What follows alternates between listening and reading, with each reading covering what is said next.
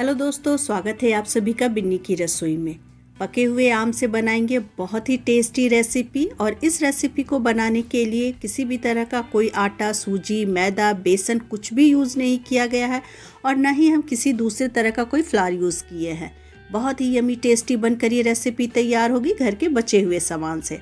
तो चलिए इसकी तैयारी शुरू करते हैं।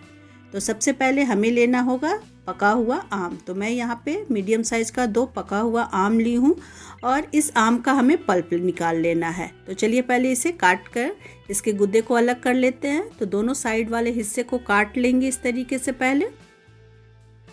तो आम के इस सीजन में पके हुए आम से इस रेसिपी को एक बार आप ज़रूर ट्राई कीजिएगा। बच्चे बहुत पसंद से इसे खाते हैं और घर के बचे हुए सामान से ये रेसिपी देखिए बनकर तैयार होगा। तो इस तरीके से स्पून से सारा आम का गुदा निकाल लेंगे और फिर हम इसके छोटे छोटे इस तरीके से पीसेस कर लेते हैं, जिससे कि पीसते समय इसके चंक्स ना रहें। और उसके बाद चलिए अब हम इसे एक ब्लेंडर जार में डालेंगे और हम इसकी प्यूरी तैयार कर लेंगे। तो गर्मी के मौसम में पके आम का भी सीज़न है, तो इस रेसिपी को बनाने से आप बिल्कुल ना चूकें, ज़रूर ट्राई कीजिएगा। तो यहाँ पे देखिए इस तरीके से प्यूरी बनाकर तैयार कर लिए हैं। और अब यहाँ पे देखिए मैं ले रही हूँ बिस्किट। तो जो घर में टूटा फूटा बिस्किट बचा रह जाता है उसका ही यूज़ करके इस रेसिपी को तैयार करेंगे। अगर आपके पास इस तरीके से बचे हुए टुकड़े ना हो तो आप कोई भी गुड डे या फिर पार्ले जी का फ्रेश पैकेट लेकर उससे भी इसे बना सकते हैं। तो मेरे पास इस तरीके से बचे हुए टुकड़े डब्बे में पड़े हुए थे, तो उसी का मैं यूज़ कर ले रही हूँ। और इसका हम पाउडर बनाएंगे, यानी कि फिर से हमें इसे पीसकर एक आटा की तरह बना लेना है। तो इसके लिए इसे ब्लेंडर जार में डाल देते हैं। तो देखिए बचे हुए लेफ़्ट ओवर बिस्किट से भी ये रेसिपी बनकर तैयार हो जाएगा, यूज़ भी हो जाएगा और बच्चे बहुत पसंद से इसे खाएंगे भी। बिस्किट में चीनी डाल रही हूँ। तो जितना बिस्किट है लगभग ये 1 कप बिस्किट होगा, उसमें हम 4 चम्मच चीनी डालेंगे। तो मीठा आप अपने अनुसार इसमें डाल लें।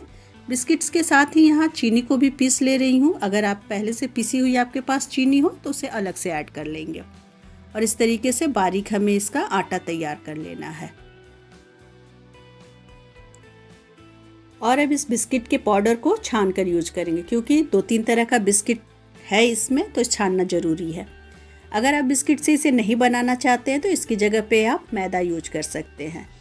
तो छानने के बाद लगभग 1 से 1.5 कप ही ये पाउडर होगा। तो उसी हिसाब से बाकी के और इंग्रेडिएंट हम इसमें यूज करेंगे। यहाँ पर पके हुए आम से बिल्कुल केक की तरह ही एक रेसिपी मैं तैयार कर रही हूँ, जिसे कि बच्चे बड़े सभी बहुत पसंद से खाएंगे। बिल्कुल नई रेसिपी है। आज से पहले इस तरीके से आपने पके हुए आम का इस तरीके का कोई रेसिपी नहीं ट्राई किया होगा। तो उम्मीद करती हूँ कि रेसिपी आपको बहुत पसंद आएगी। तो प्लीज़ वीडियो को लाइक कर देंगे और मेरे चैनल को सब्सक्राइब करना बिल्कुल नहीं भूलेंगे। और अब इसमें डालेंगे 2 चम्मच मिल्क पाउडर खाने वाले चम्मच से। इससे बहुत अच्छा टेस्ट आएगा। अगर आप ना डालना चाहें तो इसे स्किप कर सकते हैं। अब इसमें 4 चुटकी के करीब डालेंगे बेकिंग पाउडर। 2 चुटकी डालते हैं इसमें बेकिंग सोडा। जिस तरीके से केक बनाने के लिए हम बेकिंग सोडा और बेकिंग पाउडर का यूज़ करते हैं, बिल्कुल वैसे ही हमें डालना है। और अब इसमें डालेंगे 2 चम्मच डेसिकेटेड कोकोनट। थोड़ा सा फूड कलर येलो कलर का मैं डाल रही हूँ, बिल्कुल ऑप्शनल है ये। इससे टेस्ट में कोई अंतर नहीं आएगा, लेकिन दिखने में ये ज़्यादा सुंदर लगेगा। इसमें बटर और तेल वगैरह कुछ भी नहीं डालेंगे, क्योंकि इसे बिस्किट से तैयार किए तो इसमें पहले से ही जो है वो बटर यूज़ किया होता है। डाल देते हैं इसमें मैंगो की प्यूरी और जार में 5-6 चम्मच दूध डालेंगे और अच्छे से जार को क्लीन करके दूध को इसमें ऐड कर देते हैं। बहुत ज़्यादा मिल्क अभी ऐड नहीं करेंगे, बाद में जब हम इसका बैटर तैयार करेंगे ना तो ज़रूरत पड़ेगा, उस हिसाब से मिल्क डालेंगे, नहीं तो नहीं डालेंगे। और अब हम इसे अच्छे से एक तरफ से चलाते हुए मिला लेते हैं। जैसे केक का हम बैटर तैयार करते हैं, बिल्कुल वैसे ही हमें यहाँ पे एक बैटर तैयार कर लेना है।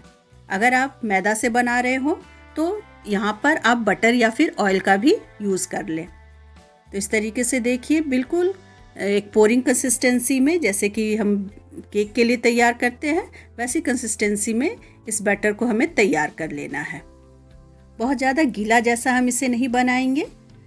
हमें इसे थोड़ा गाढ़ा जैसा ही रखना है। डाल रहे हैं इसमें 2 ड्रॉप वनीला एसेंस का, क्योंकि ये एक केक की तरह बनकर तैयार हो रहा है। ऑप्शनल है, डालना चाहें तो डालें, वरना आप इसे स्किप भी कर सकते हैं। मिक्स कर लेंगे इसे। और अब चलिए मैं इसे अप्पे पैन में बना रही हूँ। तो एक बार पहले अप्पे पैन को अच्छे से गर्म कर लेंगे और इसमें 2-3 बूंद इस तरीके से हम डाल देंगे तेल, और एक एक चम्मच करके ये तैयार किया हुआ बैटर इसमें फिल कर दे रहे हैं।